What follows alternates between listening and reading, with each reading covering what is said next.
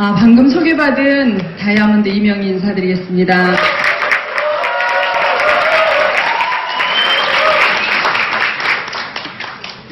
저는 전남 나주에서 왔어요. 전남 나주 와보신 분? 네, 별로 없으시네요. 경주는 저는 많이 왔어요. 제가 중학교 때 수학여행 때부터 왔죠. 그리고 교직에 제가 중고등학교에 30년을 근무하고 2013년도에 명퇴했어요. 그래서 명퇴한 지 지금 4년이 됐죠. 그래서 경주를 자주 오겠죠. 수학여행 인솔하러. 그래서 저는 경주가 참 좋아요. 올 때마다. 오늘도 굉장히 행복했고요. 경주라고 해서 설레이기도 했습니다. 그리고 여러분들을 이렇게 뵙게 돼서 너무 반갑습니다. 이번에 여기가 랑카위죠. 1월에 다이아몬드 여행을 갔어요. 그래서 찍은 사진인데 아들은 못 갔습니다. 제가 일남 2녀예요. 일남 2녀인데 제 딸이 아메이에 조인해서 함께 왔습니다. 이 자리에. 큰애가 31살이고 둘째가 28, 셋째가 23인데 그 23살짜리 아이는 지금 이제 대학생이고 그리고 이 28 먹은 이 딸도 중국에서 학교를 나와서 북경에서 영어를 가르쳤어요. 똑같이. 그러다가 아버지가 얘기했죠. 나무집 종살이 그만하고 와서 네 일해라 했는데 그걸 잘 받아들여서 1월달에 귀국해서 지금 사업에 전격 조인을 해서 열심히 함께 가족 사업으로 하고 있습니다. 저는 이곳에서 살아요. 여기가 저희 집이에요. 아까 28 먹었다는 제 딸이 돌이 안 지났을 때 저 집으로 이사를 하게 됩니다. 나주에 산이 있는데 그 산이 금성산이에요. 그 금성산이에요. 여기가 금성산이에요. 산 밑에 집이 이렇게 하나, 둘, 셋, 뒷집에 2개, 그래서 총 한 5채 정도 살고 있는데 저 집을 물려받은 집이냐? 그렇지 않아요. 제 남편이 대학 때부터 이렇게 데모를 했고 그리고 남편도 국어교사였는데 정교조로 2차례 해직이 되고 또 투옥 감옥에도 가요. 그리고 워낙 타고날 때도 저질 체력으로 타고났죠. 거기에다가 데모하는 분들이 조국과 민족을 워낙 깊이 이렇게 위에서 고뇌를 하다 보니까 술, 담배를 하게 되잖아요. 그리고 잠 안 자요. 그리고 틈만 나면 곡기를 끊고 단식을 하죠. 남편은 그것을 위해서만 곡기를 끊은 게 아니라 그 당시에 대학 때 군대를 가도 이거 정신이 말살되는 거다 이렇게 생각을 해서 군대에도 무식하게 15일간 여름에 곡기를 끊어서 살을 43kg까지 빼서 군대를 면제받은 영웅이에요. 영웅. 이런 이제 극단적인 그런 선택을 잘하는 남자예요. 그래가지고 결국은 심하게 아팠어요. 아파서 이렇게 강단에 올라와서 왜냐면 전국에서 막 기획실장으로 정교조 이렇게 활동을 하면서 전국을 다녀요. 교사로 있으면서 그러다가 쓰러지고 길을 지나다가도 쓰러지고 우황청심환 먹고 이래서 병명은 잘 이렇게 알 수가 없어요. 그런데 책을 반 페이지도 못 보고 이런 이제 지경까지 가요. 그 나이가 30대예요. 30대도 안 지났죠. 20대 후반에 이런 상태가 됐어요. 그래서 자기는 아파트에 살지 못한다고 그러면서 어느 날 이런 집을 여기 이제 개조한 거예요. 저렇게 원래 좋은 집이 아니었죠. 그냥 농가 이런 집을 어디 복덕방에서 그냥 얻어서 여기 들어가 살자 이렇게 됐어요. 그래서 이제 저는 결혼할 때도 이제 물론 남편이 얘기를 했죠. 나는 가정을 책임지지 못한다. 나는 조국과 민족을 위해서 할 텐데 그래도 괜찮겠냐. 이렇게 얘기했어요. 그랬는데 제가 철이 없었죠. 별 문제가 느껴지지 않았어요. 그래서 내가 먹여 살리면 되지. 가족은 이렇게 생각하고 결혼했는데 굉장히 생각보다는 여러 가지 문제가 해결해야 될 문제가 많다는 걸 나중에 알게 됐어요. 이 집에서 지금도 이 집에 저희들은 살고 있고요. 최근에 살림집은 이제 아파트로 이렇게 옮겼는데 이 집은 이제 힐링센터로 저희들이 활용을 이제 하기 위해서 지금 이제 단장하고 있는 중인데 여기에 이제 닭도 있어요. 그래서 매일 가요. 닭 밥 주러. 이 집에서 모든 저의 그 20대, 30대, 40대, 그리고 50대까지를 다 이제 살게 되고 거의 30년을 살았으니까. 삶에서 저는 정말 이 단어, 이 터닝 포인트라고 하는 이 단어가 저는 정말로 깊이 와요. 예를 들어 저의 인생에서 터닝 포인트가 이렇게 결혼, 이렇게 한 3가지가 있는데 저는 정말 결혼만큼 비논리적인 일은 없었던 것 같아요. 제가 학교를 일찍 가요.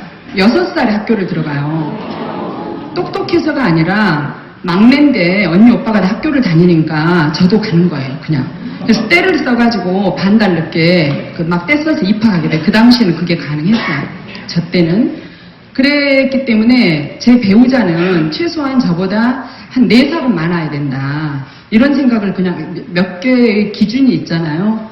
그런데 제 남편을 이분을 이렇게 머리 길어요. 도사같이 생겼어요. 우리는 뭐 투사에서 이렇게 투사를 하다가 대학은 다 안 다녀요. 학사, 석사, 박사, 밥사, 술사, 그 다음에 도사가 있다더라고요. 그런데 투사를 하다가 그냥 바로 도사로 이렇게 도사의 길로 이렇게 진입을 하게 됐는데 결혼에 대해서 나름대로 이제 제 기준이 이렇게 있었는데 이분이 제가 근무하던 학교에 이제 발령을 받아오죠. 발령을 받아왔는데 제가 너무 열정적이고 예쁘잖아요. 그래서 살짝 이렇게 좀 구미가 땡겼나 봐요. 그래갖고 막 이렇게 프로포즈를 하는데 저는 전혀 그 남자가 내 스타일이 아니었어요. 왜냐면 저는 어려서 몸이 약했기 때문에 그 개근상을 고등학교 졸업할 때까지 한 번도 못 받았거든요. 그래서 그 집에서 굉장히 저를 이렇게 편안하게 놔뒀어요. 막 치열하게 살도록 한 게 아니고 그랬는데 이 남자는 치열한 남자잖아요. 대학 때부터. 그리고 학교에 근무를 하는데 봄내내 여름 되기 전까지 그 군복 물들인 옷 있죠. 예전에는 그런 옷들이 유행이었거든요. 그 까맣게 물들인 그 사지 그 옷을 어째 저런 것만 계속 입고 다니까 저는 약간 부르주아적인 근성이 있었는데 남편은 완전히 프로레타리아적인 그런 사람이었던 것 같아요. 그리고 막 젊은 사람인데 군대를 안 가고 왔으니까 24살에 발령을 받은 거잖아요. 그랬는데 얼굴이 막 소주에 찌든 얼굴인 거예요. 어쩜 저런 얼굴이 있을까? 저는 정말 와닿지 않았는데 그래도 그때 당시에는 이제 교육운동 한다고 학교만 끝나면 어딘가를 가요. 시골 학교에 발령을 받아가지고 있었는데 근데 제가 이제 무슨 어떤 이제 성적 처리를 하는 걸 도와줬더니 고맙다고 밥을 산다고 이래가지고 밥을 사는 자리에서 그때는 그 담배를 아무 때나 피웠잖아요. 그 지하에 경양식집 그걸 갔어요. 그리고 저 밤이었어. 근데 이렇게 그 어둡침침한 조명에 혼탁한 담배 연기가 있는 곳에서 이 사람이 자신의 삶을 얘기를 하는 거예요. 근데 그 삶이 너무너무 가난한 거야. 그래가지고 막 가난해서 밥도 못 먹고 그 다음에 학교도 못 가고 중학교를 못 갔대. 막 이런 얘기를 하는데요. 한이 맺혀야 되잖아요. 그런 얘기를 하려면 막 울컥울컥 해야 되고 보통. 근데 이 양반은 전혀 그런 것이 없이 정말 수채화처럼 얘기를 하는 거예요. 자신의 그 어려운 그런 가정 환경을. 그래서 이렇게 오는 거죠. 혼탁한 담배 연기 속에 한 줄기 신선한 바람처럼 그의 영혼이 와버려 이렇게. 가슴에 꽂혀. 그래가지고 이 사람 밥을 못 먹었다는 얘기 막 너무 가난해서 밥을 못 먹고 보길도 산이에요. 보길도 산. 완도 보길도. 근데 그 길에 이렇게 가다가 누가 고구마 먹다 버린 그것도 이렇게 깎아서 먹고 이랬다는 얘기를 막 너무 처절한 얘기잖아요. 근데 그 얘기를 수채화처럼 하는 거야. 그 얘기를 듣고 제가 너무 정말 희한한 것이 내 마음, 여기서 무슨 여기 단전에서부터 무슨 소리가 올라오냐면 밥을 못 먹었다고? 그 그럼 내가 평생 밥 먹어줘야 되겠네요. 그런 게 꽂히는 거예요. 정말 이 문이 열리는 데는요, 정말 알 수가 없더라고요. 우리 스승님이 그런 얘기를 하셨어요. 문은 생문과 사문이 있다. 그러니까 사문은 죽어있는 고정된 문이에요. 이 건물을 들어올 때도, 이 공간을 들어올 때도 문이 아닌 곳으로 들어오면 닫혀. 그리고 열리지도 않아. 내 머리를 찍거나 열리지도 않잖아요. 근데 문으로 들어와야 되잖아요. 이렇게. 근데 생문은 뭐냐? 그러면 이렇게 움직이는 문이라는 거예요. 부부간에 살면서도 부모 자식 간에도 아니 그냥 아무 일도 없이 다 통하고 이랬었는데 어느 날 똑같은 얘기를 했는데 막 버럭 화를 내고 이런 일도 있잖아요. 이런 거 하면은 또 별것도 아닌데 그냥 문이 열려가지고 그냥 화가 막 쫙 풀어지기도 하고 이런 일도 있잖아요. 이런 것처럼 우리는 생문을 가지고 있다는 거예요. 그래서 그 생문을 맞춰야 된다라고 하는 얘기를 되게 많이 해주셨는데 저는 진짜 이 마음에 굳게 닫힌 빗장이 희한하게 열려버리더라고요. 제가 결혼이 가장 정말 지금 생각해도 아무리 생각하고 또 생각하고 또 생각해도 저는 도저히 이해할 수 없는 비논리적인 세계가 결혼인 것 같아요. 이 결혼. 제가 이 결혼을 했고 이 남자를 만나서 그때 그리고 이제 그런 얘기를 해서 내가 밥 먹여줘야 되겠다 이랬다 그랬잖아요. 근데 이제 더 가고 아닌 것은 아까도 얘기했던 것처럼 자기는 가정만 생각해가지고는 엔진이 안 돈다는 거예요. 조국과 민족, 요즘엔 우주까지 생각해요. 그래가지고 이런 정도를 해야 엔진이 돈다는 거예요. 근데 제가 선생이었잖아요. 그러니까 그리고 별 그런 거 문제의식을 못 느껴서 제가 소박하고 그러니까 뭐 혼자 벌어서도 다 사는데 이런 생각을 해서 내가 가정 책임질게 이랬어요. 왜냐면 이 남자는 거룩한 일을 하잖아요. 조국과 민족을 위한 일. 그래서 내가 그러면 독립운동 한다는데 내가 그러면 가정은 내가 책임져야 이렇게 생각을 했는데 정말 20대 후반부터 이 사람 병석에 눕기 시작했고 30대 때 이제 간 경화를 앓게 돼요. 이분이. 이런 일이 벌어졌어요. 또 한 사건은 뭐냐 그러면 스승님을 만나요. 제가. 32살 때 만나는데 이분을 만나면서 제가 어떤 또 생각이 바뀌게 되냐면 별 생각 없이 저는 정말 푸른 하늘을 이렇게 가을 하늘을 보면 제가 학교 다닐 때 와 정말 우리 때는 이렇게 책보에다가 책을 이렇게 해가지고 요렇게 남자들은 요렇게 묶고 여자들은 이렇게 묶어가지고 다녀요. 그럼 이렇게 걸을 때마다 속에 들어있는 필통의 소리가 따그락따그락 이렇게 나. 제가 학교를 못 가고 있는데 그 소리가 애들이 하교를 해가지고 이렇게 걸으면서 막 제잘제잘 하면서 그 소리가 따그락따그락 나잖아요. 그럼 저는 너무 슬펐어요. 나도 저렇게 다니고 싶다 이런 적이 있었어요. 지금은 진짜 건강해졌어요. 제가 그랬는데 그렇게 건강만 생각하고 별 다른 생각은 없었어요. 아무 생각이 없었어요. 저는 그랬는데 이분을 만나면서 제가 무슨 생각을 하게 되냐면 인생에 큰 원대 목표를 세우게 되는 거예요. 제가 키워드라고 하는 걸 제가 생각하게 돼요. 그래서 내가 태어나는 순간보다 죽는 순간에 내가 조금이라도 영적으로 좀 더 성숙된 사람이었으면 좋겠다. 이런 생각을 제가 해요. 그래가지고 제 인생의 키워드를 영적 성장 이런 단어를 제가 떠올리게 돼요. 이분을 만나서. 그때가 32살 때였어요. 그리고 남편이랑 함께 뭘 하겠어요? 아까 그 집에서. 이 집에서 제가 뭘 하겠어요? 남편이랑 함께. 수행을 생각해요. 제 꿈이 됐어요. 제 꿈이 수도하는 거예요. 남편이랑 같이. 남편도 수도하고 저도 수도하고.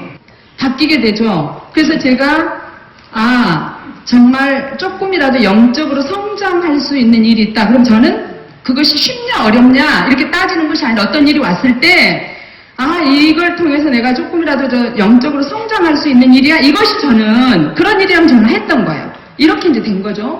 그리고 이제 세 번째 제 인생의 포인트가 이제 터닝 포인트 뭐냐면 이때 이미 저는 여기 결혼을 해가지고는 그래 조국과 민족을 위해서 산다 이러다가 스승님을 이제 만나고서는 그럼 도를 닦아야 되겠다 이렇게 된 거예요. 그리고 이제 도 닦는 남편에 대해서 한없이 지지하죠. 그 양반은 해직돼가지고 있을 때에도 저보다 늦게 자본 적이 없고 저보다 늦게 일어난 적이 없으세요. 항상 명상하고 계셨어요. 기도하고 명상하고 항상. 그리고 제가 그 학교를 갔다가 이렇게 오면은 얘들이 이러는 거죠. 5살, 3살 이렇게 된 아이들이 엄마 내가 라면 끓여 먹었어 이러는 거예요. 아까 그 집에서, 아파트도 아닌 집에서 어떻게 그러니까 의자를 밀고 이렇게 가서 아빠는 뭐 하시고 그럼 저기서 공부하고 계셨대요. 그 애들이 이렇게 애들을 방치하는 거죠. 자기는 호밀밭의 파수꾼처럼 이렇게 해야 된다라고 얘기를 해요. 그래서 벼랑에 오면 그때 이렇게 들어가라 이렇게만 얘기해주면 되고 다 자기가 알아서 큰대요. 이렇게 이제 돌을 닦으면서 이제 살았어요. 사는데 이분이 이제 스폰서라고 하는 분이 어느 날 이제 등장을 하게 돼요. 이분이 어떻게 등장을 하냐? 2000년도에 눈발이 이렇게 내리는 겨울이었어요. 겨울이었는데 그 스폰서님은 남편의 대학 때 운동권에 이렇게 남편은 하고 학교는 갔진 않았지만 몇 번 이렇게 마주쳤던 적이 있었고 남편이 이렇게 또 도를 공부한다고 하니까 잠시 배우려고 이분은 캐톨릭 신자인데 오셨었어요. 그래가지고 한 5년간 이렇게 5년이 아니라 5년 전에 잠시 배우다가 또 헤어졌는데 이분이 스폰서님이 아메이를 듣고 남편이 떠오른 거예요. 우리 부부가 떠올랐대요. 그래서 남편이 이제 주진평이거든요. 그 이름이 전국에 하나밖에 없는가 봐요.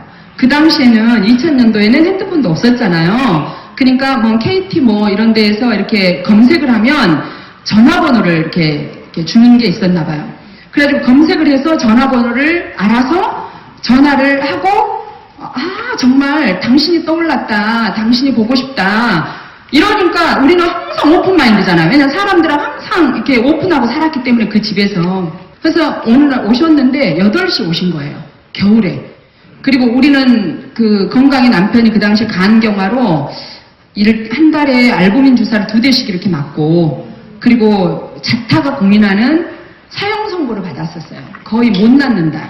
그러니까 일반인들이 봐도 이 사람은 딱 환자구나. 알죠? 이렇게 눈, 이렇게 황달, 그 다음에 피부 이런 데서 이렇게 독이 간에서 처리가 되지 못해서 이런 이제 증상들이 나타났고 탁구를 어쩌다 한 게임만 쳐도 이렇게 입술이 이렇게 붉혀 있어요. 이런 정도의 상태였어요. 굉장히 나쁜 상태였어요.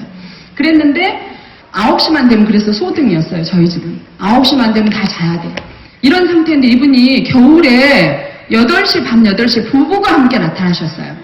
부부가 함께 나타나서 뭐 꿈이 어쩌고 뭐가 어쩌고 막 이런 얘기를 하셨어요. 아메이란 단어는 한마디도 안 하셨어요. 그러면서 어떻게 그동안 살았냐, 무슨 생각을 하면서 살아야 될 거냐, 뭐 이런 얘기를 하면서 이분이 이런 책을 이 유문기라고 하는 이분이 그때 그 1인 기업가로 그 21세기의 성공자와 실패자라고 하는 그 테이프를 이렇게 어디서 강연한 테이프가 돌고 있었어요. 그리고 드림비즈.com이라고 하는 책을 놔두고 가셨어요. 그분이. 제가 영어이기 때문에 그분도 남편은 워낙 취향이 그런 취향이고 저는 좀 열정이 있기 때문에 저를 더 이렇게 염두에 뒀다고 해요. 그래가지고 이 책을 이렇게 딱 가지고 오셨어요. 그랬는데 저는 이 닷컴 이런 거 저는 너무 싫어해요, 제가. 그래가지고 막 컴퓨터 엄청 싫어하죠. 지금도 자판을 못 외우고 독수리로 하거든요. 그래서 보지도 않았어요. 보지도 않고 여기에 뭐 이런 단어 있어요. 뭐 design your future and live your dreams in the economy. 뭐예요? C economy인가요? 뭐 이렇게 써져 있어도 전 dream이란 단어는 좋아해도 닷컴이 싫어가지고 저거를 이렇게 책장도 안 넘겨본 거예요. 그런데 21세기의 성공자와 실패자라고 하는 이 음원은 그때는 테이프였죠. 제가 좀 이렇게 괜찮았어. 근데 그때 당시에 저는 어떤 상태였냐면 40이 넘었어요. 제가. 이 아메이가 저에게 다가올 때 40이 넘었어. 그리고 아이들이 큰애가 중학교 1학년, 둘째가 초4, 막내가 6살이었어요. 그리고 저희 집 친정 엄마 함께 모시고 살았고 그 다음에 외국인까지 살았어요. 아까 그 집에. 왜 외국인이 우리 집에 그 시골집에로 왔냐. 교통도 굉장히 불편해요. 왜냐하면 나주에서 떨어져 있는 곳이기 때문에 그 풀브라이트를 통해서 외국인 원어민들이 올 경우에는 한국의 그런 그 정서를 이렇게 경험해야 되기 때문에 우리가 너무 좋은 거예요. 3대가 함께 살잖아요. 그리고 시골이잖아요. 이렇게 살기 때문에 저희 집을 선택을 한 거예요. 그리고 이제 또 영어 선생이 있으니까 그 적당히 의사소통도 된다. 막 대가족이 사는 거잖아요. 그래가지고 우리 집을 선택해서 그렇게 여러 사람이 살고 있었던 때였는데 어쨌든 저희 집에 이제 이 아메이가 들어왔어요. 들어왔는데 저는 40이 넘으면서 슬펐어요. 왜 슬펐냐? 열심히 살았는데 남편은 언제 돌아가실지 모르고 나는 그럼 나 혼자 이 어린 아이들을 다 키워야 되고 그동안 열심히 키웠지만 30대 때 저는 정말 그 병든 남편하고 함께 이렇게 살아냈다라고 하는 것이 슬펐어요. 그랬지만 더 슬픈 거예요. 왜? 아무 날이 잘 안 보이잖아요. 이런 이제 상태에서 40이 넘어가니까 교무실에 앉아 계시는 선생님들 가운데 45 이상 되면 이래요. 그 안경을 막 이렇게 썼다 올렸다 내렸다 올렸다 하시고요. 그 다음에 막 이렇게 책을 멀리 보시고 이런 분들의 모습이 40이 넘으니까 보이더라고요. 진짜 사람은 참 이상한 것 같아요. 40이 안 됐을 때는요, 절대 그런 분들의 모습이 제 시야에 들어오지 않았어요.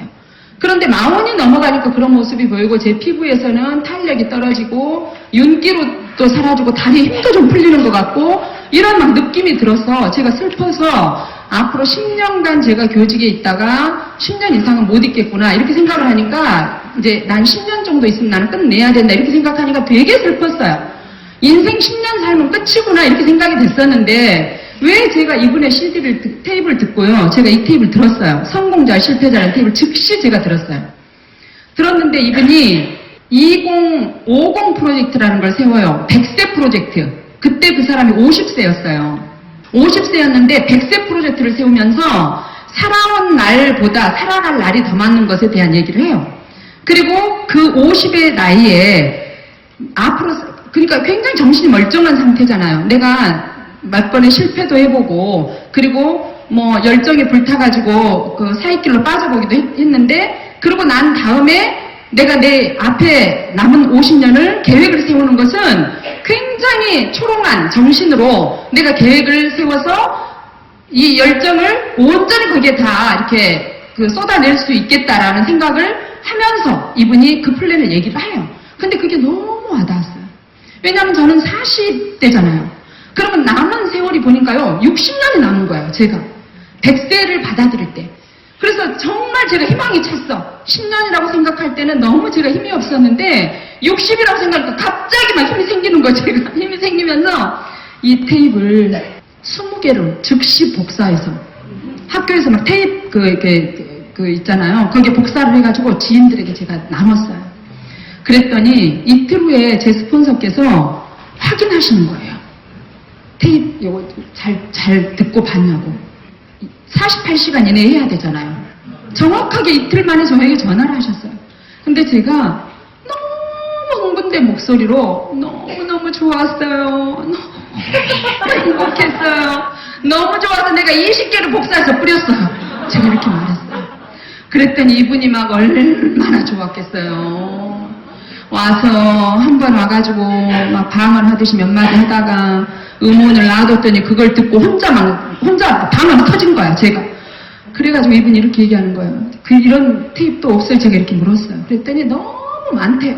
너무 많다고 다음 주에 우리 집에 오라고. 그래서 이제 스폰서가 초대를 했는데 저는 시간이 없었어요. 남편 혼자 갔죠. 남편 혼자 갔는데 화이트보드를 딱 펴놓고 아메이 사업 설명을 한 거예요. 그리고는 남편은 한 방에 알아들었어요. 한 방에 그 설명을 듣고 그래, 기업은 저래야 돼. 제품은 저렇게 만들어야 돼. 이렇게 해서 접수를 바로 했어요. 바로 했는데 이 사람은 어떤 사람이에요? 간경화 환자. 그리고 저하고 학교가 우아리 학교였어요. 제가 전부 다 운전을 하고 이분은 항상 조수석에서 자면서 출퇴근을 하시고 겨우 수업만 하셨던 분이었어요. 병원에서 휴직을 해라 그래도 언제 돌아가실지 모르기 때문에 안 그래도 그때 철이 좀 들었어요. 그래가지고 그렇잖아도 시종일관 해직당하고 나한테 그런 짐을 안겼는데 애들도 크지도 않았는데 내일 모레 인생 마감할지 모르는데 내가 학교를 그만두면 안 된다. 끝까지 하다가 죽더라도 이렇게 해야 되겠다는 마음이 들었었나 봐요. 그래가지고 겨우 수업만 하고 지탱하고 이렇게 다녔었는데 이분이 이걸 딱 듣고 바로 이해하고 이렇게 된 거예요. 자기는 못하겠고 이거 이명희가 하면 좋겠다. 이렇게 생각을 했대요. 근데 제가 궁금하죠. 그래서 무슨 얘기했어? 그랬더니 아메이를 얘기했대. 제가 아메이를 알죠. 뭐 아메이 모르는 사람 없잖아요. 몇 번 이제 주변에서 이렇게 듣기도 했고 그 다음에 쓰기도 했지만 한 번도 제대로 들어보지는 않았어요. 그러나 아메이, 그런 미제, 그리고 다단계 피라미드 제가 이렇게 알고 있었어요. 근데 저는 어떻게 살았어요? 조국과 민족을 위해서 살다가 나중에는 도 닦다가 도인이 되겠다고 이렇게 했고, 제가 영어를 가르쳤지만 제가 굉장히 부끄러웠어요. 영어 가르치는 것이. 그래서 제가 북한 여성들이 입는 개량 한복 아니고 통치마 한복을 입었어요. 제가 학교 다닐 때 이 저고리, 이렇게 옷고름 매는 저고리에다 통치마 이렇게 하는 거 있죠. 이런 한복만 제가 입고 다녔어요. 그래서 아무도 제가 영어 선생인지 몰랐어요. 다 학교에 오면 가정, 국사, 국어 이런 선생인 줄 알았어요. 제가 그 통치마 한복을 입고 학교를 출근해서 아이들을 가르쳤어요. 왜? 부끄러워서.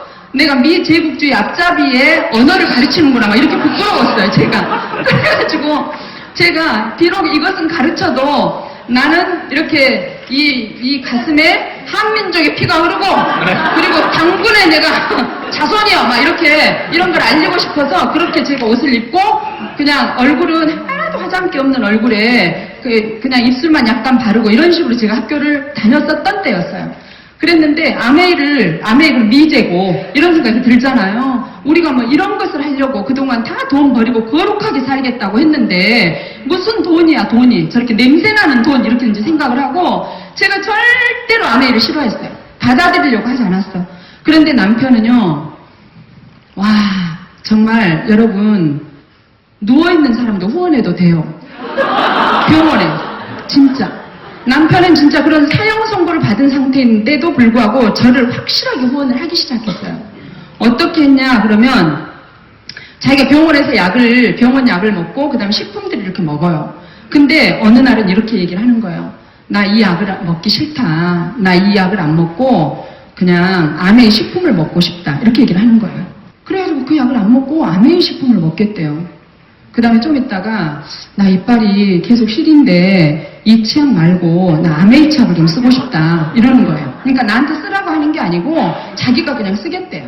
근데 저는 아메이 식품 먹겠다고 했을 때 이제 자기가 다 살죠. 사는데 달라진 게 있었어요. 그 전에는 그 좋다는 식품들이 많았어요. 우리도 함부로 이렇게 식품을 이렇게 먹었던 게 아니에요. 기공부하는 사람들은 굉장히 기인들이 많아요. 그래서 어디 막 산속에 들어가서 이상한 것들을 순도 높게 이렇게 만든 식품들이 많아요. 그런 걸 먹었어요. 막 분도식품에서 나온 지렁이 가루 먹고 지렁이를 그 동네 분들에게 잡으라고 해서 그거를 돈 주고 잡아서 양파망에다 씻어서 그거를 끓여가지고 먹고 막 이제 고단백을 먹어야 한다라고 하는 것 때문에 뭐 이제 이런 것들로 했어요. 그랬는데 그거를 그 전에는 게으르게 드셨어요. 잘 안 먹어요. 근데 아메이 식품은요 그렇게 부지런하게 자기가 챙겨서 먹는 거예요. 그리고는 이렇게 얘기하는 거죠. 막 한 3개월 설사했어요. 설사를 하는데도 계속 먹어요. 그러면서 자기가 이제는 생기가 돈다는 거예요. 생기가 돌고 이제는 살 것 같대요. 그래서 물어봤어요. 왜 이렇게 설사를 계속하냐 그랬더니 설사에 뭐 2종류가 있다. 뭐 통증이 있으면서 설사하는 것은 세균성이고 그냥 그렇게 어쩌냐 그랬더니 뭐 별로 배탈 같은 그런 통증은 없이 이렇게 그냥 설사가 한다고 이런 냉기가 빠져나오는 거라고 스폰서님의 와이프가 간호사 출신이세요. 이렇게 얘기를 하시는 거예요. 근데 어쨌든 이분이 이걸 드시고 굉장히 많이 건강이 좋아지셨어요. 저는 어땠냐 그 당시에 그러면 중풍 예고 판정을 받았어요. 저라고 건강한 건 아니었어요. 남편은 간 경화였고 저는 중풍 예고 판정은 괜찮아요. 그래도 남편처럼 9시에 소등할 정도는 아니에요. 저는 어떤 불편함이 있냐 그러면 가슴이 뛰어요. 혹시 그런 분 있으신가 몰라요. 고지혈증으로 계속 재검 대상자였고 그 다음에 이제 가슴이 뛰기 시작하더라고요. 제가 흥분하지 않아도 혼자 뛰어요. 그리고 이렇게 수업하다가 이렇게 있으면 어지러워요. 그러면 교탁 잡으면 돼요. 이런 정도의 불편함이 있어요. 그래도 일상생활은 다 할 정도였어. 그랬는데 제가 이제 환자잖아요. 그러니까 자기가 먹고 좋으니까 이제는 이제 제 턱 밑에다 이렇게 식품을 이렇게 들이밀기 시작한 거예요. 그래서 이제 식품을 어쨌든 저도 이제 받아먹기 시작했는데 제 마음을 이렇게 열었던 것은 아메이에서 제 마음을 열었던 것은 제가 아이들을 시골에서 이렇게 키우면서 학원도 안 보내고 막내 6살 그 아이는 유치원도 안 간대요. 그리고 뛰어놀아요. 막 가재 잡고 논다고 겨울에서 막 놀고 저기 지금 앉아있는 우리 딸 28살 먹은 딸은 코가 나오면 코를 이쪽으로 하면 여기가 이렇게 여기 코딱지가 이렇게 해서 코가 묻어가지고 다 트고 이렇게 고양이 막 수염처럼 트고 있는 이런 이제 상황이에요. 근데 그 아이들이 그렇게 더럽힌 옷을 제가 손빨래를 했어요. 그리고 일주일에 한 번씩 이제 목욕을 하러 이제 시내로 나가야 되잖아요. 근데 그게 너무 제가 힘이 들었어요. 아이들을 목욕을 시키고 빨래를 하는 일이 제가 가장 힘든 일 중에 하나였어요. 그랬는데 이 세제가 좋다는 거예요. 그 다음에 이 세탁 세제도 좋고 바디 샴푸도 좋대요. 그 얘기를 듣고 제가 이제 쓰게 됐어요. 그랬는데 너무 좋은 거예요. 너무너무. 어떻게 너무너무 좋냐? 그러면 제가 이 대야에다가 그동안에 썼던 그 세제, 그 다음에 아메이 세제, 이거를 넣고, 다라에 통을 넣고, 그 화장실에, 욕실에 사람 그 입구에다가 앉혀놓고 누군가 오잖아요. 그러면은 내가 어떻게 빨래하는지를 데모를 저는 빨래를 하는 것으로 보여줬어요. 데모는. 근데 그거 담궈보세요. 그러면은 기존 세제는 그 뜬물 같은 그런 그 색깔이 계속 돼요. 빨래를 담궈놔도. 근데 얘는요, 조금 있으면은 금방 밑에가 맑아지고 위에가 까만 때만 딱 올라오는 거예요. 그리고 헹구는 게 힘들죠. 이렇게 문지르고 헹구는 게 힘들어. 어깨가 빠지잖아요. 근데 헹굴 때도 옆에다가 대야에 이렇게 물 한 3개 정도 놔두고 그냥 짜지 않고 옮겨서 그냥 헹구기만 해도 빨래가 너무 깨끗한 거예요. 그 다음에 얘들을 여기가 이렇게 해서 다 터. 그러면 정말 집에서 춥잖아요. 저희 지금 산미치기 때문에 추워요. 그리고 막 이렇게 방 이런 것들이 잘 안 돼 있어. 방안 처리가 잘 안 돼 있어요. 이래서 어쩌다가 그 때타올, 저희들은 때타올로 전부 다 얼굴 다 문질렀거든요. 잘못 문지르면 여기 허옇게 이렇게 막 각질이 일어나가지고 정말 볼 수가 없는 그런 일들을 너무 경험을 하는데 이걸로 이 바디 샴푸를 하니까 너무너무 반질반질하게 잘 그런 것들이 처리가 되는 거예요. 제가 아메이에 오픈이 된 게 뭘로 오픈됐냐 그러면 저는 바디 샴푸하고 그 다음에 세탁세제 때문에 마음의 문이 확 열린 거예요. 열려서 제가 제품을 쓰겠다 그랬어요. 그랬는데 제품 쓰겠다. 내가 이제 알았다. 제품을 쓰겠다. 그랬더니 그래도 스폰서님이 계속 오시는 거예요. 오지 말아라. 내가 제품 쓴다지 않냐. 왜 오냐. 그랬더니 내가 굉장히 제가 이렇게 웃을 때는 예쁘잖아요. 근데 제가 오만 얼굴이 다 들어있어가지고 표정이 제가 엄청 또 표독스러운 표정도 잘 지어요. 그래가지고 스폰서가 신경질 나잖아요. 계속해서 이렇게 왔다 갔다 다니니까 아메이 하러. 내가 쓰겠다. 그래도 오는 거예요. 그래서 자기 집에 이렇게 시골 집에 가다가 들렸다 이러면서 차마 못 들어오고 막 그리고 남편이 어쩌다가 남편이 그분들을 계속 처음에는 오게 했어요. 그러고 남편은 누워서 들었죠. 저는 안 들어가고 그래도 교양은 있으니까 물은 떠다 드리고 이렇게 나는 얘들하고 밖에서 놀고 거실에서 놀고 이런 시간들을 보내면서 식품을 또 저도 먹게 돼요. 그러다가 한 6개월 정도 지났어요. 지났는데 어느 날 건강검진을 했는데 2년에 한 번씩 건강검진을 하잖아요. 콜레스테롤 수치가 제가 263인가 됐었는데요. 이 193으로 딱 떨어져 있는 거예요.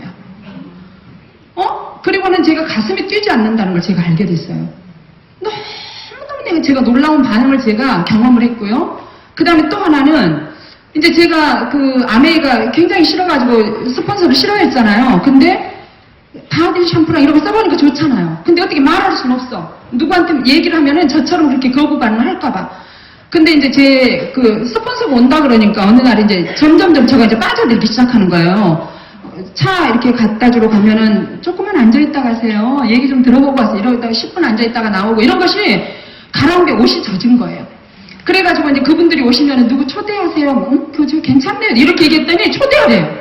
그래가지고 내가 후배를 얘기했어요. 우리 집에 밥 먹으러 와라. 아니, 우리 집에 차 마시러 와라. 그랬더니 밥은 안 줘요. 이러더라고. 퇴근하고 이제 그분들은 평일에 오시잖아요. 그랬더니 밥 줄게. 밥 먹으러 와. 이랬어요. 그랬더니 2명이 왔어요. 그래가지고 밥을 그때 제가 김치에다만 줬다더라고요. 김치 2가지에다. 저는 기억이 안 나요. 근데 이분들은 이제 우리 집에 들어오면은 현관에 들어오면 거실로 들어가는 문이 있고, 그 다음에 저쪽으로 이렇게 큰 방이 있는데 그 방으로 이렇게 들어와서 안방으로 들어가는 문이 있는데, 우리가 거실에서 앉아서 밥을 먹고 있으니까 이분들이 오셔가지고 이 방으로 이렇게 들어가신 거예요. 근데 저는 이제 이 사람들에게 아메이를 듣게 하고 싶잖아요. 근데 아메이란 단어를 말을 못 하겠는 거예요. 그러니까, 우리가 이제 육신의 배를 채웠으니까 정신의 배를 채우러 우리가 들어가자. 이렇게 한 거예요, 제가. 어디로요? 그러니까 안방으로 들어가면 돼. 이렇게 얘기했죠. 그랬더니 이제 스폰서님이 둘이 앉아있고 제 남편이 있고 이렇게 있죠. 그래가지고 이분 둘이가 이제 들어왔어요. 들어와서 이분이 이제 사업 설명을 했는데 알아들어 버린 거예요. 이 두 사람이. 그래가지고 이렇게 말하는 거죠. 고기 갈래, 스몰 할래, 비 갈래. 이러니까 이 친구가 이왕에 하려면 빅을 해야지 이러는 거예요. 왜 빅을 하려고 그랬더니 빅 안 할 이유가 없네 이렇게 된 거예요. 그래서 두 사람이 전격 조인이 됐어요. 너무 쉽게 되죠. 아메이가 너무 쉬운 거예요. 그래가지고 처음에 저 혼자 했을 때 우리가 뭐 샀더니 3%가 됐어요. 7,250원이 들어오더니 두 사람이 조인해서 그들도 우리처럼 사니까 6%가 되더라고요. 6%. 그래가지고 뭐 그런 식으로 우리 집에 경제 강의가 있다. 아메이란 단어는 안 쓰고 그 다음에 경제 강의가 있다. 리더십 강의가 있다. 이렇게 제가 얘기했어요. 그래가지고 그날이 되면 초대를 하는 거야. 그럼 몇 사람이 와? 몇 사람이 와가지고 저는 한마디도 얘기하고 스폰서가 얘기하면은 그분이 스폰서님께서 얘기하시면은 이제 이렇게 해가지고 9%가 또 되는 거예요. 9%, 12%, 그러니까 애용자가 막 혼자 저절로 12%, 너무 꿈만 같죠? 어떤 분들은 빵삼, 1년 내내 이렇게 빵삼만 하다가 이 1년을 가는 분도 계시고 도대체 6%가 잘 안 올라가. 아까 우리 999 플랜 이렇게 얘기를 했는데 9% 그냥 가더니 12%한 3개월 또 제가 이렇게 유지를 한 거예요. 유지를 하고 또 방학이 됐어요. 여름방학이 되면 저는 전방문을 닫고 방학이니까 다 쉬어야 된다. 저는 그리고 모든 미팅을 다 취소하고 저는 놀고 이렇게 했었어요. 그러던 어느 날 제 남편이 저에게 저는 정말 그 허준이죠. 허준. 그 당시 2000년도에 이렇게 방영됐더니 허준.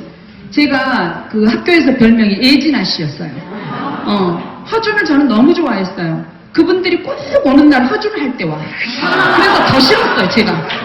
아내가 더 싫었던 이유 중에 하나가 뭐냐 그러면은 꼭 저는 허준을 저는 어려서부터 드라마를 좋아했어요. 건강이 안 좋아서 드라마 보는 재미로 제가 살았거든요. 그게 오랫동안 유지되더라고요. 근데 이 드라마 보는 재미로 제가 일주일을 사는데 그분들이 이 허준을 할 때 와. 그래서 제가 너무 싫었어.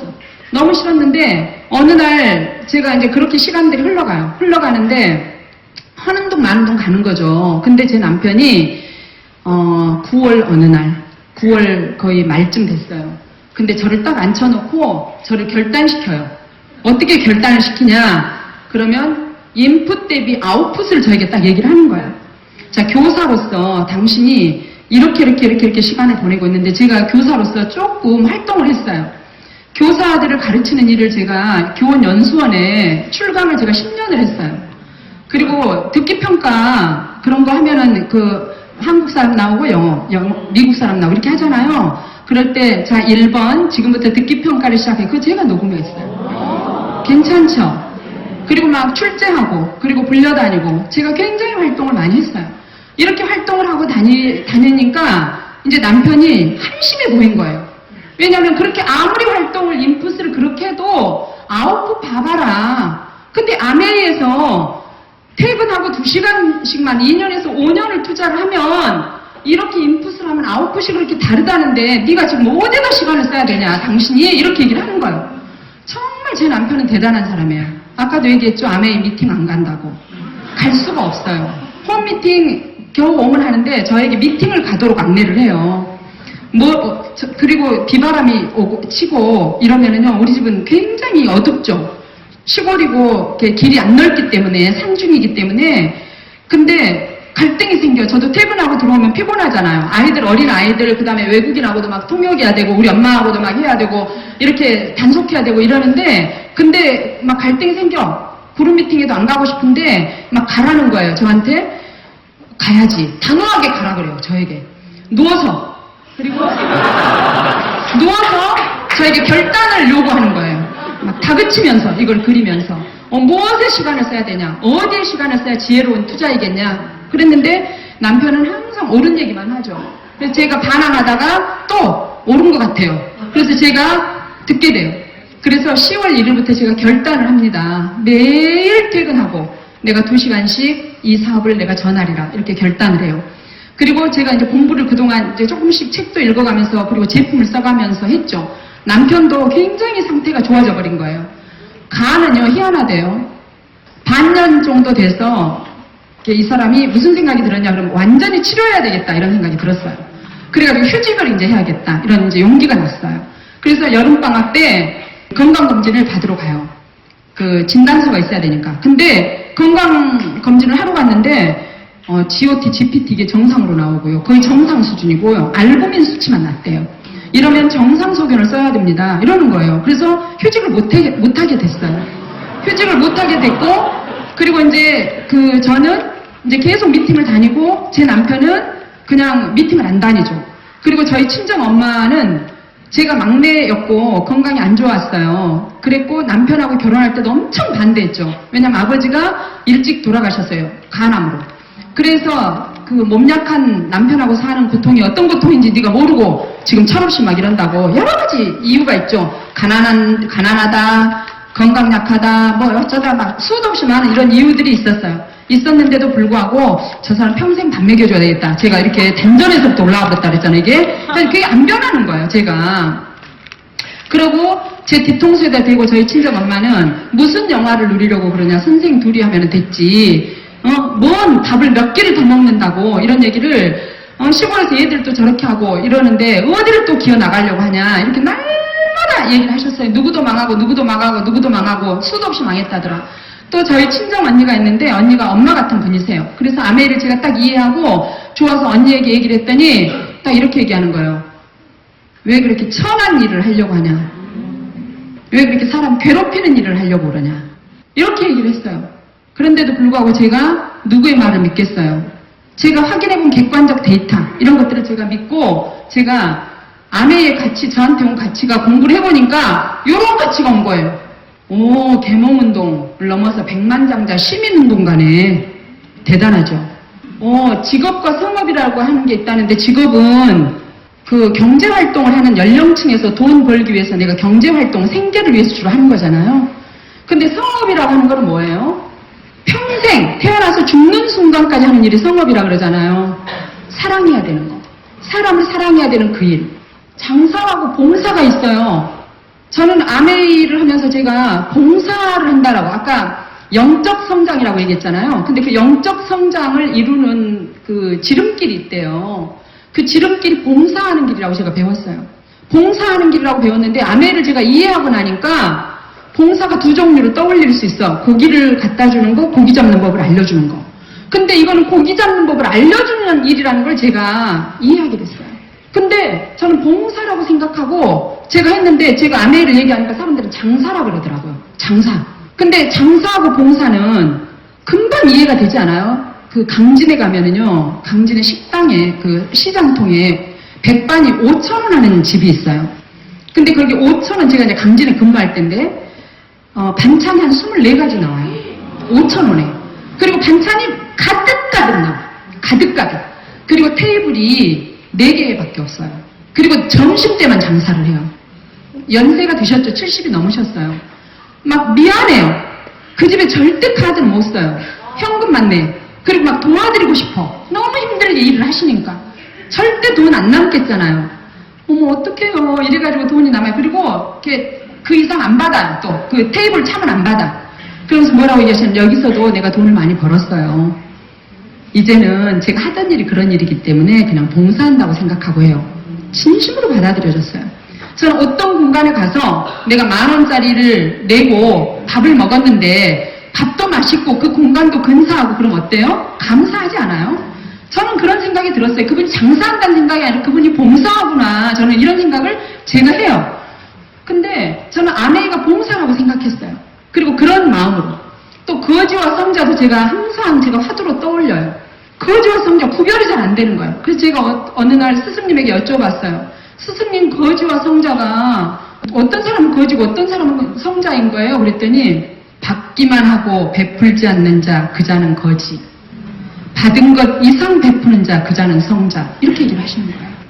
제가 날마다 받은 것, 베푼 것, 이거를 내가 그래프를 그린 적도 있어요.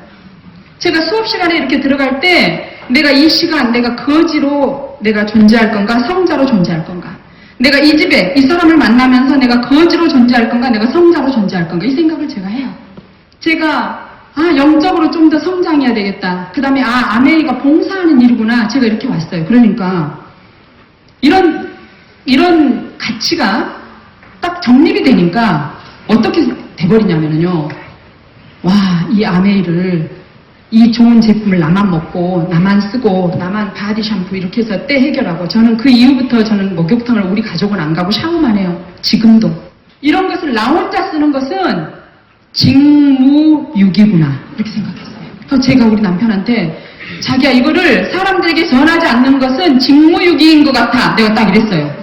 그리고 막 보고도 당당하게 제가 그래갖고는 제가 뭘 또 활화산, 내가 막 활화산처럼 내가 뿜어져서 가리란 막 이렇게 생각을 하는 거예요. 갑자기 막 유관순 언니가 막 된 거 제가.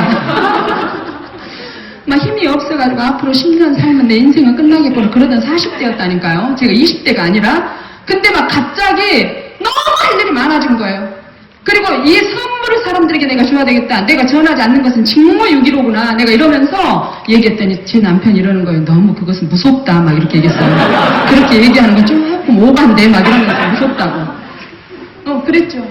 그리고 저는 평소에 제 모토가 뭐였냐면 아까도 뭐 트렌드에서 아까 나왔었는데 저는 3C였어요. 저는 아침에 기도를 이렇게 하죠. 오늘 일어난 일을 통해서 공부하게 해주세요. 제가 이게 기도해요. 그리고 대문관을 나서요. 오늘 일어난 일을 통해서 내가 공부한다. 그 일은 몰라 무슨 일일지. 우리가 거부하는 것들이 우리를 깨어나게 한다 그러잖아요. 병, 실패, 이별 이런 것들을 통해서 우리가 깨어나는 거야. 거기서. 근데 어떤 걸 만날지 몰라요. 너무 힘들 때는 진짜 숨도 못 쉬기 힘들 때도 있어요. 저도 그런 과정들을 거쳐왔잖아요. 그런 과정들을 거쳐올 때 어때는 고개도 쳐들 수 없을 만큼 힘겨울 때가 있어. 이럴 때는 스승님이 이러시는 거야. 힘이 들어야 힘이 들어온다. 막 이러셔요. 그러면 숨만 쉬어요. 힘 언제 들어올까? 힘 들어온다고 막 이러면서 이렇게 제가 했던 적들이 많았어. 그래도 어쨌든 제가 어떤 것도 기회로 제가 받아들이자. 그것이 내가 원해서 막 이렇게 기쁘고 좋은 것이 아니고 내가 정말 거부하고 내가 받아들이기 싫은 어떤 것도 이렇게 받아들이자. 기회로. 그리고 그 기회가 오면 내가 도전하자. 도전을 해서 변하자. 어떻게 변하는 거냐? 긍정적으로 변하자. 제가 이게 제 모토예요.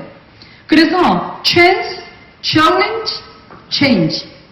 이 3C가 저는 제 모토가 된 게 30대 때. 제가 이런 모토를 제가 이렇게 삼았는데 그리고 제가 사업을 했어요. 사업을 진행했는데 처음에 정말 잘 됐어요. 물론 거절하는 사람들도 있고 했지만 어렵진 않았어요. 그렇게 저는 사업 설명을 막 4시간씩 했어요. 가서 누가 물건을 쓰겠다 그러면은 쓰지 말라고 그랬어요. 내가 당신한테 물건 정도 쓰라고 내가 이렇게 얘기하는 거 아니다. 인생을 바꾸라고 하는 거다. 누가 대학원을 간다 그러면 대학원을 왜 가냐? 아메이 대학원에 와라. 이렇게 얘기했어요. 지금도 제 제자가 함께 왔는데 박사 과정을 밟는 아이가 포기했어요. 아메이 대학원에 입학했어요. 그래서 아메이 대학원에서 모든 것을 해결하겠다. 토탈 솔루션을 이렇게 결단을 했는데 그때도 제가 그랬어요. 그랬는데 어쨌든 별로 어렵지 않았어요. 어렵지 않게 물론 막 눈물 흘리는 날도 많았지만 이렇게 진행돼서 갔어요.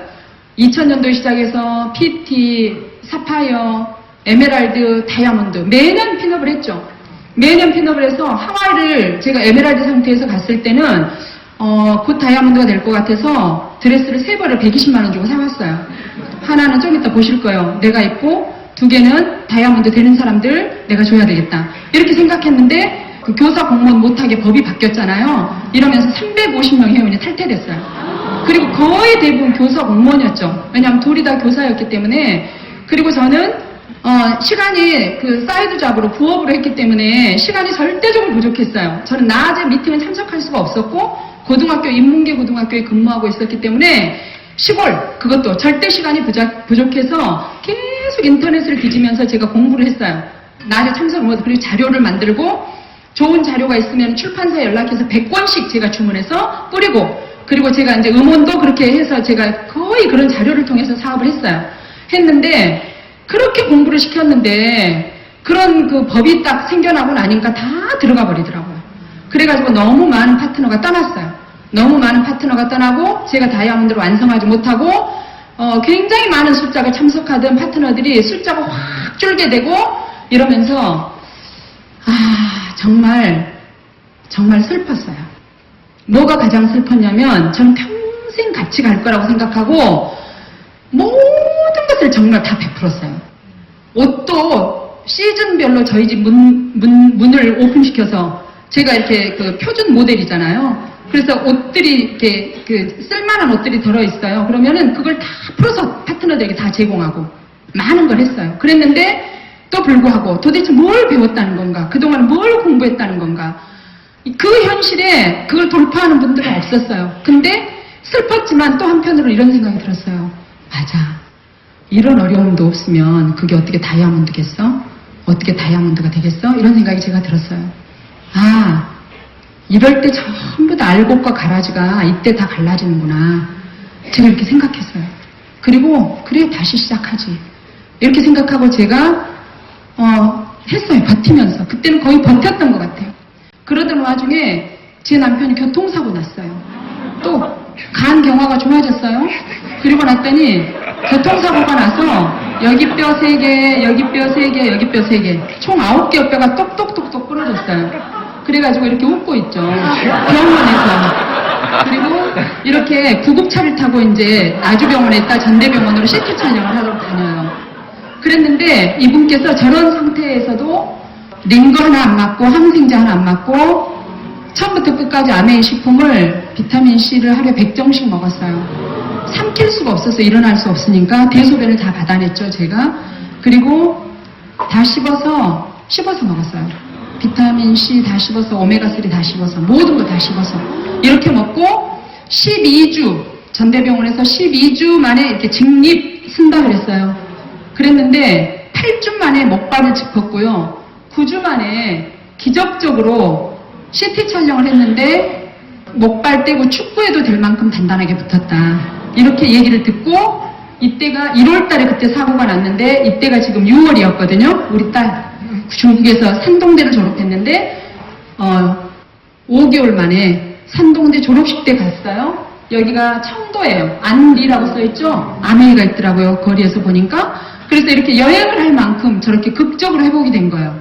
2번 다, 간 경화도 그렇고 그것도 그렇고 그냥 2번 다 이 사람은 어땠냐 그러면 자기 몸을 마루타처럼 쓴 거예요.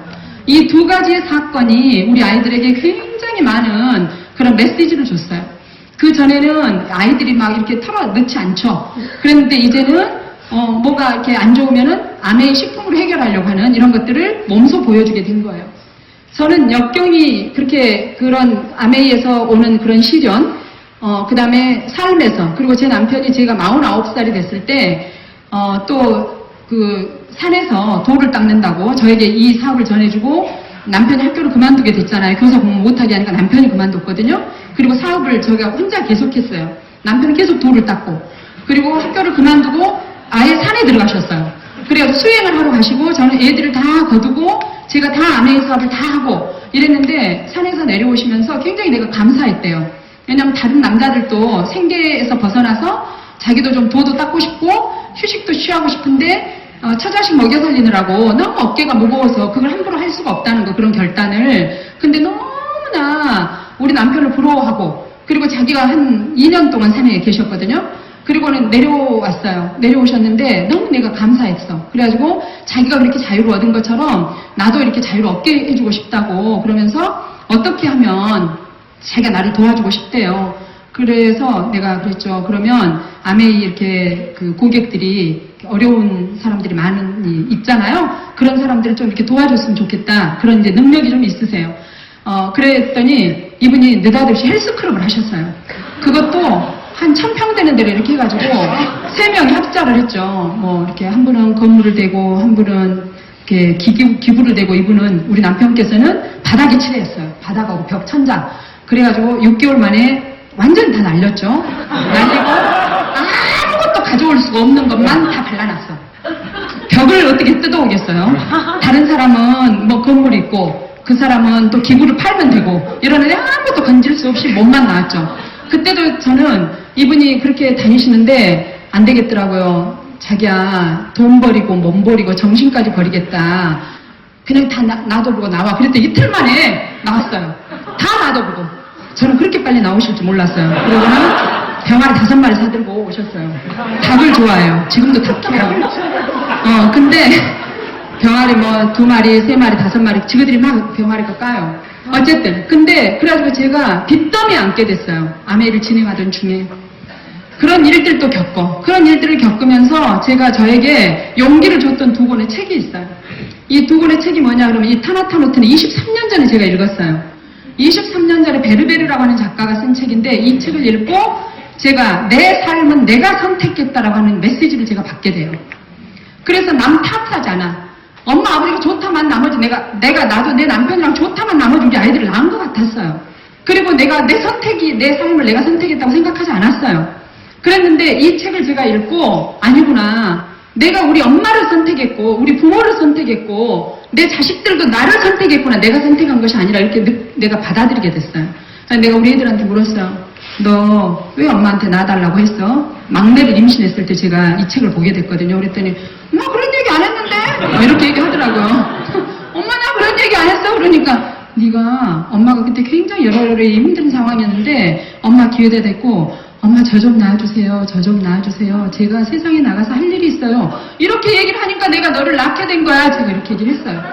그러면서 제가 어쨌든 제가 이 책을 우리 아이들에게 다 읽혔어요. 그리고 저는 이걸 강추해요. 제가 내 인생이 누구에 의해서 나도 내 선택에 이생에서 사는 내 삶이 다른 누군가에 의해서 규정지어진 것이 아니라 내가 선택한 삶이다 라고 하는 것을 받아들이게 했던 책이에요. 그런데도 불구하고 어려움이 생기니까 탓이 되더라고요.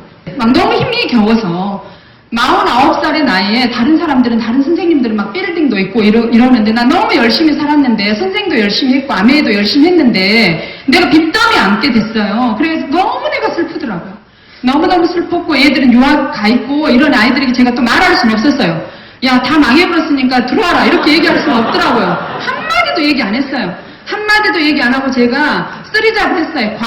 과외까지 하면서 제가 그걸 돌파를 하는데 정말 고단했어요. 왜냐면 토요일, 일요일 날 과외도 하면서 아메이도 하면서 선생도 하면서 이렇게 가는 인생이 슬펐어요. 나는 어째 이렇게 팔자가 고약한가 모르겠다. 우리 친정엄마가 늘 그런 얘기 하셨어요.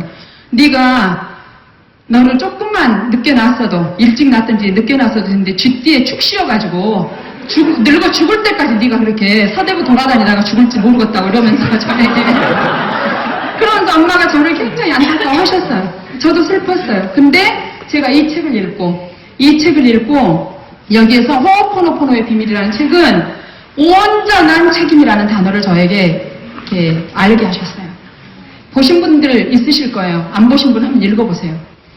그냥 정신병원에서 어떤 도사가 하와이에 이건 실화인데 하와이의 도사가 그 도인이 깨달은 분이 그냥 기도로 그 병원에 있는 모든 정신질환 환자들을 이렇게 귀가시키게 하는 내용이에요. 근데 어떻게 귀가를 시키냐 그러면 온전히 그것도 다 내 죄다. 다 저렇게 앓고 있는 사람도 내 죄다. 이렇게 기도를 하세요. 이분이. 그래 제가 이 책을 딱 읽고 제가 굉장히 기분이 나빴어요.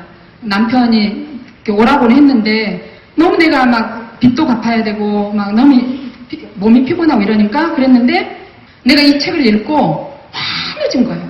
맞아. 그래 내가 다. 그리고는 환해져가지고 딱 깨달음을 얻어서 그때 야간 자율학습을 끝내고 밤 11시쯤 집에를 딱 돌았는데 남편은 잘도 알아요. 그런 날. 딱 11시쯤 되니까 현관문을 열고 나를 마중 나오는 거예요. 항상 그러세요. 그래가지고 제가 그 남편이 나에게 넘겨줬던 그 짐에 대해서 굉장히 제가 가볍게 그런 모든 짐들을 해결하고 내가 흑연과 다이아몬드 이 차이를 굉장히 제가 많이 묵상을 하죠. 이건 연필심으로 쓰는 거잖아요. 근데 이것이 원소가 똑같은데 고열과 고압을 견디면 다이아몬드가 된다고 내가 이 다이아몬드라고 하는 이 영롱한 이 까만 색깔이 아니고 이렇게 하얗게 영롱하게 빛나고 그리고 그 어떤 것도 이 물질계에서 이 다이아몬드의 강도를 따라갈 수 있는 것이 없다잖아요. 그래서 다이아몬드를 세공할 때는 다이아몬드로 세공을 한다라고 하잖아요. 내가 이것이 되려고 하는데 이런 고열과 고압 기꺼이 내가 감수해야지 너무 힘들긴 했지만 그때마다 계속 주문을 외우는 거죠. 내가 힘이 들어야 힘이 들어온다고 라고 하면서 이런 이제 생각을 하게 된 거예요. 제 20대예요. 저 성형 안 했어요. 아까 리더님들이 저를 이렇게 가까이서 보시고 왜 이렇게 피부가 고우세요? 제 피부 곱지만 제가 아무것도 안 하고 살았다 그랬잖아요. 돈 닦는다고. 바디 로션 하나로 머리끝부터 발끝까지 다 바른 사람이었어요, 제가. 그러니까 이렇게 얇은 피부가요, 나이가 먹으니까 40이 넘으니까 주름이 자글자글해지더라고요. 그런데 아티스트리 바르니까 이렇게 변해버렸어요. 제가 이거 20대였어요. 30대예요, 40대예요. 제가 30대, 저희들은 교사이기 때문에 앨범에 사진을 내잖아요. 그래서 명함 사진을 찍어요. 명함판 사진을 계속. 이 사진 잘 나온 사진만 제가 이렇게 가져온 거예요. 이런 머리 때문에 제가 고등학교 다닐 때 학생과 몇 번 불려갔어요. 뒤에 머리 묶었어요. 이 머리도. 묶었는데 남은 머리가 저렇게 된 거예요. 제가 다른 짓을 한 게 아니라 왜 애교 머리를 잘라서 저렇게 볶았냐 이러면서 제가 끌려다녔어요. 그런데 지금 이렇게 얌전해진 거예요. 이런 사람이 이거 하와이에서 사온 거예요. 제가 이렇게 됐어요. 괜찮죠? 제가 아까 20대, 30대, 40대, 50대예요. 제가 50대 지금 후반이에요. 영화죠. 영화 작년에 찍은 거죠. 금년에 찍은 거예요. 제 남편 뽀샵 전혀 안 했어요. 근데 이런 분을 보고 감독이라 하더라고요. 네, 도사님이라고. 우리 딸, 아들, 저 이렇게 됐죠. 저는 아메이를 하면서 그동안 해왔던 그런 시간들에서 가장 좋았던 게 뭐야? 이렇게 저에게 질문하면 저는 이 시간이라고 저는 말씀드리고 싶어요. 이 시간. 저는 사실 긍정적인 사람이 그렇게 아니었어요. 몸이 아픈 사람은요, 예민해요. 신경이 예민해. 누구를 이해할 수 있고 누구를 수용하고 포용하는 그런 환경이 아니었죠. 제 신체적인 조건이. 괜히 짜증나고 그리고 막내였고 제가 사랑만 받았지 누구를 포용하고 제가 이해하고 이런 사람이 아니었어요. 그리고 그냥 내가 이 사람 코드가 다르면 말 안 하고 살면 돼요. 그랬는데 아메이를 하면서 보낸 이 2시간, 매일 2시간. 이 2시간에 내가 사람을 만나서 내가 기분이 설사 나쁘고 내가 부정적인 생각이 설사 또 올랐다 하더라도 내가 그 사람을 만나서 부정적인 얘기를 할까요? 미래지향적인 얘기를 할까요? 미래지향적인 얘기를 해요. 꿈을 얘기해. 여기서 부글거리는 일이 있었고 막 남편이랑 싸웠어. 또는 기분 나쁜 일이 있었어. 그래도 그 사람을 만나면 희망을 얘기해. 꿈을 얘기하고 미래지향적인 얘기를 하고. 저는 내가 먹은 것 What I eat is what I am. 나다. 내가 먹은 게 나예요. 내가 음식을 뭘 먹었는가가 나고 내가 무슨 생각을 먹었는가가 나고 내가 귀로 무엇을 들었는가가 나고 무엇을 읽었는가가 나잖아요. 근데 내가 어떻게 시간을 보냈느냐가 나예요. 그 상대가 내 자식이 저 사람이 싹이 있어 없어 싹수가 노래 안 해 이걸 보려면 그 사람이 그 아이가 어떻게 시간을 보내는가를 보면 알죠. 저는 정말 아메이를 하면서 가장 감사한 선물이 뭐냐? 그럼 17년의 시간이에요. 제가 이 시간을 아메이 때문에 긍정적이고 미래지향적이고 희망만 얘기하면서 그 시간을 쓸 수 있었다는 거예요. 저는 이 시간에 너무 감사해요. 정말 저희 친정엄마가 텔레비전을 보시고 연세 작년에 돌아가셨어요. 텔레비전을 보시면서 막 사건 사고가 요즘에도 너무 많죠. 그런 걸 보시면서 아야 우리 딸들에게 아들들에게 어디 당체 나가지 말아라. 당체라는 말은 절대 이런 뜻이에요. 전라도 사투리로. 당체 집 밖에 나가지 말아라 그래요. 학생이 안 나가면 어떻게 공부를 하겠어요. 너무 위험해서 나가지 말라고. 근데 정말 안전하지 않는 음식, 안전하지 않는 공간들, 안전하지 않은 사람들 수도 없이 많아요. 그리고 건강하지 않은 것들, 건강하지 않은 사람들, 건강하지 않은 수많은 것들이 있어요. 근데 저는 아메이 이 공간 저는 너무 안전하고요. 너무너무 건강하다는 거. 이 공간을, 이 플랫폼을 제가 사람들에게 소개할 수 있고 그리고 내 자식이 이 공간 속에서 함께 할 수 있고 이런다라고 하는 것이 저는 너무 감사해요. 아까 제가 그렇게 긍정적으로 변화된 그런 것들도 너무 감사하고 제가 이렇게 예뻐지고 남편은 아까 눈 보셨죠? 제 눈. 정말 와이셔츠 단추구멍 같은 눈이었어요, 제가. 그랬는데 몸도 똥똥했어요. 남편하고 결혼할 때는. 근데 결혼하고 고생하니까 저절로 눈이 쌍꺼풀 됐어요. 그리고 이런 몸이 됐어요. 그래서 남편은 항상 이명희를 이렇게 미인으로 만든 장본인이 자기다. 이렇게 큰 소리를 쳐요. 인정해요.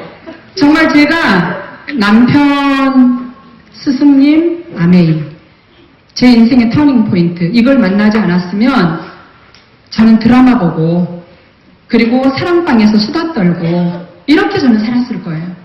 그런데 이제는 어떤 걸 꿈꾸냐? 세계적인 동기부여가를 꿈꿔요. 제가 정말 늙어 죽는 그 순간까지 사람들에게 꿈을 얘기해주고 희망을 얘기해주고 제가 다니리라. 제가 작년에 차를 뽑았는데 11개월 됐어요. 제 차가. 근데 45,990km 뛰었더라고요. 많이 뛰었죠. 제가 이렇게 거리를 무서워하지 않아요. 어디든지 제가 광주에 있다가도 목포에 누군가에 전화를 해. 그래서 제가 오늘 목포 왔는데 시간 되면 볼까? 이렇게 말해요.